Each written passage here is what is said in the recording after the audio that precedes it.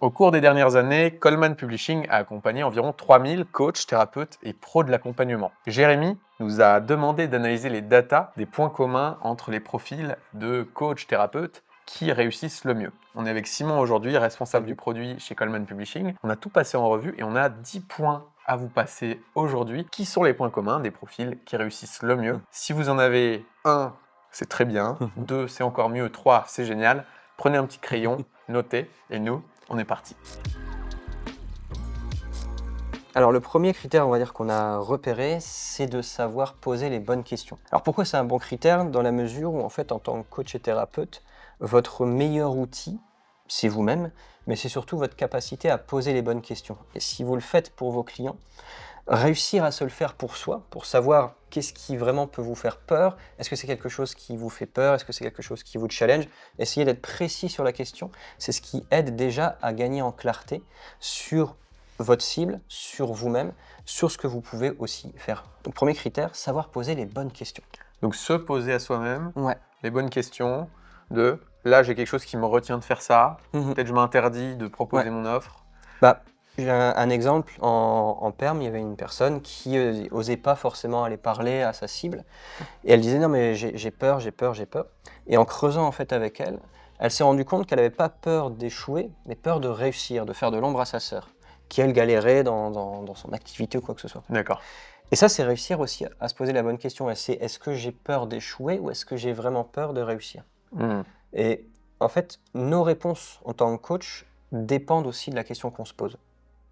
Selon la question, on va toujours creuser évidemment, mais plus la question est précise, plus la réponse est précise aussi.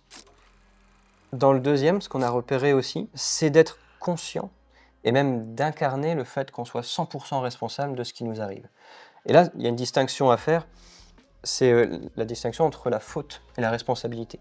Il y a des choses qui nous arrivent qui ne sont pas de notre faute, mais on est quand même responsable au sens respondere, c'est-à-dire la réponse qu'on va apporter à cet événement. Ce qu'on a repéré, c'est que les personnes qui incarnent cette responsabilité vont beaucoup plus vouloir agir pour régler un problème. Comment ça se traduit pour un coach ou thérapeute? Par exemple, ça arrive à tout le monde d'avoir des contenus qui foirent. Ouais. Mon contenu n'a pas fait beaucoup de likes, pas beaucoup d'impressions, quoi que ce soit. Ça arrive. Et si on se rend compte qu'on est responsable de ça, ça veut dire qu'on va analyser son texte, analyser son contenu pour voir comment faire mieux. Si on ne se sent pas responsable de ça, on va dire que de toute façon c'est l'algo qui me dit. Donc les actions qu'on va prendre derrière vont être soit d'abandonner, soit d'itérer pour améliorer le truc. Ouais. Ce qu'on a repéré aussi, c'est les personnes qui recherchent d'abord la solution par eux-mêmes. Alors évidemment qu'on est là pour eux, mais c'est au lieu de tout de suite vouloir être sauvés, c'est d'abord essayer, avec tout ce qu'on leur apporte dans nos programmes, d'essayer de voir s'il n'y a pas déjà une solution. C'est un petit peu comme quand quelqu'un est malade. Admettons, j'ai mal à la tête, je vais d'abord prendre du Doliprane. Si ça ne va pas, je vais aller chez le médecin. Si je vais tout de suite chez le médecin, ça veut dire que je m'empêche, moi, d'essayer de voir si ce que j'avais était vraiment un problème ou pas.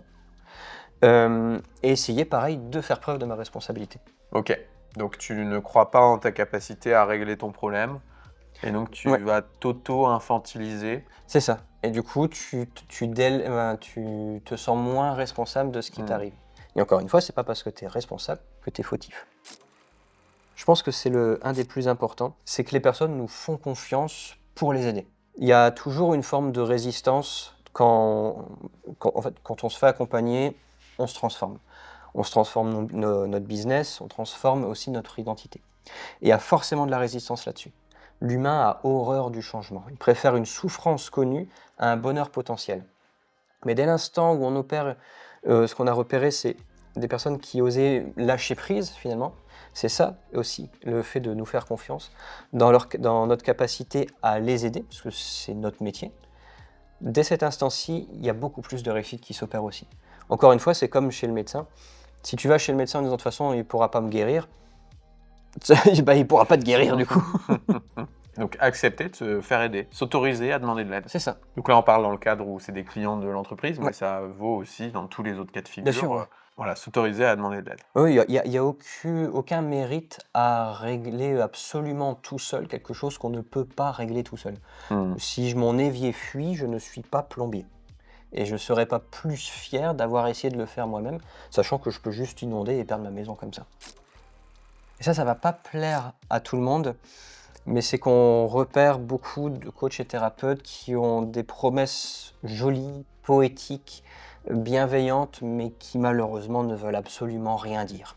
Et le fait de changer ça en quelque chose de très terre-à-terre, on donnera un exemple après, il y a une forme de deuil par moment qui s'opère, parce que comme c'est notre business, on y met un peu du nôtre, mais nous ne sommes pas notre produit. Ouais, Il y a on en parlait dans un autre contenu, il y a une grande différence entre proposer un accompagnement et être l'individu qui propose cet accompagnement. Ce que les gens achètent, c'est l'accompagnement, c'est pas nous. Et donc, faut faire le deuil. Donc, il y a faire le deuil de la première promesse. Accepter que le premier jet soit pas le bon, en fait, tout simplement. Est-ce que tu aurais un exemple de promesse qui fonctionne pas pour un coach ou thérapeute ou pour de l'accompagnement? Par exemple, j'aide les gens à avoir confiance en eux pour libérer leur plein potentiel. C'est beau, c'est une belle mission, mais ça ne veut absolument rien dire. Qui sont les gens? Est-ce que c'est des femmes? Est-ce que c'est des hommes? Quel âge ils ont? Est-ce qu'ils ont des enfants? Enfin, c'est pas la même chose d'avoir confiance en soi quand on a la vingtaine pour pouvoir commencer à vouloir construire une relation de couple durable, et avoir confiance en soi quand on est DRH, qu'on doit leader une équipe de 20 personnes et qu'on bégaye en tchécoslovaque dès l'instant où il faut dire non, tu ne peux pas faire ça. Tu ne peux pas venir au boulot en tongs. Ouais. C'est pas la même confiance, c'est pas les mêmes enjeux. Et ça, le petit tip que je peux vous partager, c'est dans votre promesse, demandez-vous à quoi ça ressemble concrètement. Si ça ressemble à quelque chose qui permet d'avoir des images mentales, c'est que vous êtes sur le bon chemin. Mais il ne faut pas avoir peur de vouloir la changer et se dire « Ok, j'ai fait ça, ça ne fonctionne pas. » Ok. Donc tout ce qui est abstrait, conceptuel, qui est poétique, mais qui n'est pas pragmatique, peut-être on peut l'utiliser ailleurs, mais pas dans son offre ou sa promesse. C'est ça. Ne pas prendre les vanity métriques personnellement. Vanity metrics, donc, c'est tous les chiffres, on va dire les vues likes, sur les réseaux sociaux, les chiffres qu'on va avoir tendance à vouloir augmenter instinctivement, mais qui en fait, à part flatter notre ego, ne remplissent pas notre frigo. Très jolie phrase. En gros, des trucs qui servent à rien, quoi. Et ce qui se passe, c'est que ça, comme je disais, ça arrive à tout le monde de foirer un post, de foirer une vidéo ou quoi que ce soit, et ça arrivera tout le temps, c'est normal. Mais dès l'instant où on le prend personnellement, où on se dit de toute façon les gens m'aiment pas, les gens sont cons, les gens ils s'en foutent, etc. de moi. Non. Ouais, c'est ton contenu. Rien en fait. Tu n'es pas ton contenu. Non. Ça, c'est toujours le même truc, quoi. Tu n'es pas ton offre, tu n'es pas ton entreprise, tu n'es pas ton contenu. C'est juste un signal. C'est pas que les gens ne t'aiment pas, c'est juste ce contenu ne performe pas pour cette cible. C'est un simple résultat. C'est comme si tu veux faire un gâteau, tu veux faire une tarte aux pommes, tu le mets au four, il y a quelqu'un qui t'appelle au même moment, ça reste un peu trop longtemps dans le four, c'est un peu trop cramé, ça ne fait pas de toi une mauvaise personne. C'est juste un simple résultat. Là, pareil, il ne va pas faire plaisir à tout le monde parce que très peu de personnes pensent avoir une relation saine avec l'argent. On a tous une histoire particulière avec l'argent, alors que l'argent, pareil, n'est qu'un simple outil. C'est juste que c'est plus pratique de payer son pain avec 1 euro, enfin des euros, que se balader avec quelque chose d'équivalent, une chèvre, une patte de lapin, ou je sais pas quoi, comme c'était à l'époque du troc. Et apprivoiser sa relation avec l'argent, je crois que c'est un des plus gros game changers qu'on voit chez les personnes qu'on accompagne. C'est quoi les avant-après qu'elles vivent? C'est déjà une relation plus saine avec elle-même, parce que derrière une relation à l'argent, il y a le côté valeur, c'est vraiment combien tu vaux, alors que il y a la valeur d'un être humain ne se quantifie pas à une somme. Non, pas du tout. Et ça va en fait les challenger sur leur responsabilité vis-à-vis de ce que la personne vit aussi. C'est-à-dire quand on devient coach et thérapeute et qu'on veut vivre de ça, de ce qu'on aime, il faut comprendre qu'on est une entreprise et il faut comprendre que sans argent, l'entreprise ne peut pas vivre. L'autre point, en fait, c'est que ce qui se cache derrière un rapport à l'argent, c'est un rapport qu'on a avec soi-même. Et généralement, dès l'instant où la relation à l'argent est apprivoisée, la personne elle-même est beaucoup plus sereine face à son besoin de sécurité, son besoin de reconnaissance, des besoins qu'elle ne pensait pas avoir et qu'elle mettait sous couvert de l'argent. Ouais, moi ce que j'ai pu observer, c'est que souvent, un des points de friction possibles avec l'argent, c'était la peur de ne pas en avoir assez, peur du manque. Mhm. Et en fait, cette peur du manque, c'était pas tant une peur du manque à l'instant T, c'était plus la peur de ne pas être capable d'en retrouver s'il y avait besoin. Ouais. Tu vois, quand tu joues à un jeu de stratégie où en fait, je sais pas, t'es dans les Sims, tu construis tes maisons, ou alors tu joues à... Moi, je jouais à Zo Tycoon quand j'étais petit. Ah ouais. Et en fait, tu dépenses ton argent Ouais. pour construire des choses, et quand t'as plus, bah, tu retournes en chercher et tu refais. C'est ça. Et ça ne ferait pas de sens d'accumuler forcément une montagne de trucs sans construire, parce que c'est pas le... Non, après ça dort quelque part et on n'en fait pas grand-chose. Et donc, du coup, il y a cette peur-là qui peut, je pense, être présente, et qui, en fait, la peur du manque peut disparaître lorsque tu sais que tu peux en regagner si tu as besoin, sans pour autant être assis sur une montagne de pièces d'or comme Smaug ou Picsou. Chacun ses rêves. Et donc ça, c'était le premier point. Et le second point, c'est, moi, ce que j'ai observé aussi, c'est, en fait, tu t'autorises à facturer, à recevoir la quantité d'argent qui est équivalent à la valeur que tu perçois de ce que tu proposes. Donc, si tu mets des prix trop bas par rapport à la valeur que tu as l'impression de délivrer, et j'ai bien l'impression, parce qu'en fait, c'est absolument arbitré, et ben, tu vas te sentir arnaqué dans le process, donc ça va être dégradant. Par contre, si tu mets des prix trop hauts par rapport à la valeur que tu as la sensation de délivrer, tu vas ressentir plus une culpabilité. Et donc, il va y avoir le juste prix à trouver par rapport à la valeur que toi, tu perçois apporter. Et parfois, simplement augmenter la perception de la valeur que tu perçois apporter. Parce qu'il y a plein de coachs, thérapeutes qui changent des vies et qui ne voient pas, qui ne s'autorisent pas forcément à voir la valeur de ce qu'ils font, en fait. Non, c'est clair. Et surtout, c'est que c'est difficile d'accepter de recevoir quelque chose, notamment une somme d'argent, quand on n'est pas à l'aise avec ça. Et quand on n'est pas à l'aise avec la dépenser non plus. Non, c'est clair. Parce qu'on ne va pas l'autoriser du coup à nos prospects. Non. C'est-à-dire, si moi, ça m'arrache la gueule de dépenser 500 balles ou d'investir 500 balles, ben, je vais avoir beaucoup de mal à le proposer à des prospects parce que moi-même, je ne l'aurais pas fait. Bah oui, complètement. Donc, on vend comme on achète. C'est le fait que comprendre qu'on peut avoir des croyances limitantes et réussir malgré tout. Ce que je veux dire par là, c'est on a tous des croyances limitantes, on a tous un certain palier, un certain statu quo qu'on ne pense pas dépassable. Et il est faux de penser qu'on n'aura plus jamais de problème d'état d'esprit. Même à n'importe quel niveau, il y aura toujours une croyance, une peur, une blessure quelque part. Mais ça ne doit pas être une excuse pour empêcher de réussir et de faire les actions qui permettent de réussir. Sous quelle forme ça peut se mettre en place quand tu sais que tu as quelque chose qui te bloque, mais tu réussis quand même?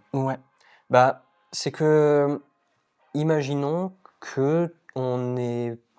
je vais prendre un exemple, c'est un peu potache, mais admettons qu'on ait une phobie du vomi. Si notre enfant se met à dégueuler, on va quand même aller le nettoyer. On va quand même se dire, non, j'ai peur, mais je le fais quand même parce que c'est comme ça. Faut le faire. Faut le faire. Pour une entreprise, c'est pareil. Il y a des choses qui peuvent un peu effrayer. Aller envoyer un message à quelqu'un qui a interagi avec notre contenu. Prendre la parole sur les réseaux sociaux pour parler de notre offre. Promouvoir le changement, la transformation qu'on apporte à nos clients. Ça peut faire peur, mais c'est vital pour l'entreprise. Et donc, il faut le faire quand même. Ça me fait penser à une anecdote. Il y a 3 semaines, je suis parti faire un tour de vélo. La nuit est tombée. Je me suis retrouvé dans une petite route de forêt, nuit noire, bruit de sanglier dans le truc. Je vais tomber, j'ai plus de batterie sur ma lumière. Voilà, merde totale. Et donc là, c'est exactement révélateur de ce que tu dis. J'étais pas très à l'aise, je t'avoue. Non, je me doute. Donc là, il y a 2 approches. Il y a de dire, je vais travailler sur ma peur de me retrouver seul en forêt, etc. Et c'est excellent de faire ça. Bien sûr, Mais le fait est que ça, ce sera le travail de fond. Là, je suis au milieu d'une forêt, il faut rentrer chez moi. Il n'y a pas le choix, quoi. Il faut faire ce qu'il y a à faire, quoi. Ou est-ce qu'il t'est arrivé de te perdre dans la forêt, c'est pas de ta faute. mais c'est ta responsabilité d'agir pour ne pas être mangé par des loups Ouais. ou percuté par un sanglier ou un fou à la hache ou j'en sais rien. En fait, je suis dans cette situation pour X raisons. Mhm. Qu'est-ce que j'ai en main pour que ça se passe le mieux possible, quoi. C'est ça. Donc, je ne sais pas, je suis pas à l'aise avec la vente, etc. Voilà, je suis inconfortable avec l'idée de créer du contenu, d'interagir avec des gens. Mhm. J'ai besoin de faire du chiffre d'affaires avec mon entreprise, sinon je ne vais pas pouvoir faire pérenniser cette activité Ouais. qui me tient à cœur. Comment je jongle avec ces paramètres-là pour quand même faire marcher le truc, quoi. Ouais. Et c'est là où il y a ce que j'appelle moi, le théorème de Mary Poppins. C'est dans Mary Poppins où elle dit, en gros, le morceau de sucre qui est de la médecine à couler, c'est-à-dire, ok, tu vas prendre un médicament, c'est dégueu, bah tu prends un morceau de sucre pour justement que ça coule. Donc il y a toujours moyen, dans une situation qu'on ne veut pas forcément faire, de trouver une manière de le faire qui est quand même agréable.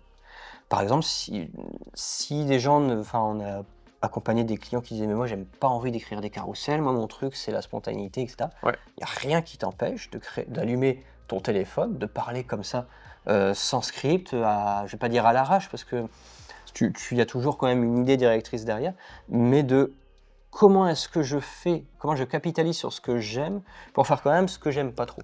Ouais, c'est ça. En fait, tu n'es pas obligé de te forcer Non. à prendre une méthode qui est contre ton fonctionnement naturel et aller contre ton sens. Ouais. D'ailleurs, tout l'enjeu des méthodes de KP, c'est d'avoir des méthodes qui fonctionnent pour les gens qui ne sont pas là pour travailler 12 heures par jour et Ah oui, bien sûr. qui veulent concilier ça avec un équilibre de vie. Pour autant, si tu es dans la surécoute de soi et que c'est une stratégie de fuite pour ne jamais rien faire, forcément, il n'y aura pas de résultat. Non, il n'y aura pas de résultat. Faire preuve de curiosité par rapport aux humains que vous comptez accompagner. Et là, on parle de connaissance de votre marché. Comment dire ? C'est plus le fait de dire que il y a plus de chances que vous soyez ignorant de votre cible que connaissant de votre cible. On part tous avec des a priori, des choses qu'on a envie de penser pour vrai à l'égard de notre cible, à l'égard de nous-mêmes, et notre cerveau va faire en sorte d'essayer de valider tout ça. C'est comme ça que se construisent les croyances limitantes. Et c'est pareil par rapport à votre cible, c'est que vous pensez la connaître, mais finalement vous ne la connaissez jamais assez. Même chez KP, on continue d'apprendre à connaître notre cible, d'apprendre à connaître, à discuter avec, comprendre comment elle réagit, à quoi elle ne réagit pas, etc. etc. Et c'est cet état d'esprit de perpétuel apprenant qui permet aux personnes qui réussissent le plus d'emmagasiner de la connaissance par presque amour de cette connaissance du marché, parce que dès l'instant où ils ont ça, dès l'instant où tu as de la clarté sur ce que tu fais et pour qui, tout paraît plus fluide. Tu sais où les trouver, tu sais quoi leur dire, tu sais comment leur dire, tu sais leur donner envie de rejoindre ton programme. Les prospects et clients ont toujours raison. C'est ça. Et il y a On ne peut pas deviner ce qu'il y a dans leur tête. Non. Les clients, c'est super de les écouter pour améliorer le produit. Les prospects, c'est super de les écouter pour améliorer le marketing. Ouais, carrément. Parce que écouter les clients pour améliorer le marketing, ça fonctionne. Il y a un biais, parce que forcément, c'est que ceux qui ont acheté qu'on va écouter. Alors, c'est intéressant d'entendre ceux qui n'ont pas acheté, parce qu'on veut savoir pourquoi aussi. Oui. Et il y a aussi ce biais de tous les gens qui m'achètent, ils veulent du one-one, ils veulent du one-to-one avec moi, ils veulent moi, etc. Donc, c'est impossible de vendre du groupe ou de vendre autre chose. Peut-être que non, en fait. Peut-être que là, tu parles qu'aux gens, c'est ultra biaisé, tu parles qu'aux gens qui voulaient ça. Et du coup, tu communiques ça, donc tu attires des gens qui veulent ça. Bien sûr. Si tu communiquais sur du groupe, tu attirerais peut-être d'autres personnes qui veulent du groupe et ça marcherait, quoi. Ouais, carrément. C'est vraiment accepter de vouloir toujours en apprendre toujours plus. Ce qu'on a repéré aussi, c'est des personnes qui persévèrent malgré une situation perso compliquée. Ok. C'est-à-dire qu'on a accompagné des personnes qui, dans notre programme, ont subi des épreuves de la vie, des divorces, des séparations, parfois des décès malheureusement. Et évidemment, il faut du temps pour digérer tout ça. Évidemment, il faut du temps pour, rebondir, se remettre en selle. Il y a des choses vraiment très compliquées. Mais ils avaient quand même cette capacité à dire « Ok, il m'est arrivé ça. Oui, c'est horrible. Mais the show must go on. » C'est réussir à se relancer malgré la peur, malgré les obstacles, tout en continuant de prendre soin de soi. C'est vraiment de la subtilité parce qu'on est nos meilleurs outils et parfois même notre seul outil. Et donc prendre soin de soi fait partie du processus dans le business. Donc ce sera notre mot de la fin pour cette vidéo. Si ça a résonné pour vous, il y aura en description un lien vers des ressources pour aller plus loin dans le développement de votre activité. Là, on était vraiment au niveau de l'état d'esprit, mais après, il y a tout un tas de ressources plutôt sur les tactiques. Et nous, on se dit à très vite. Salut! Ciao!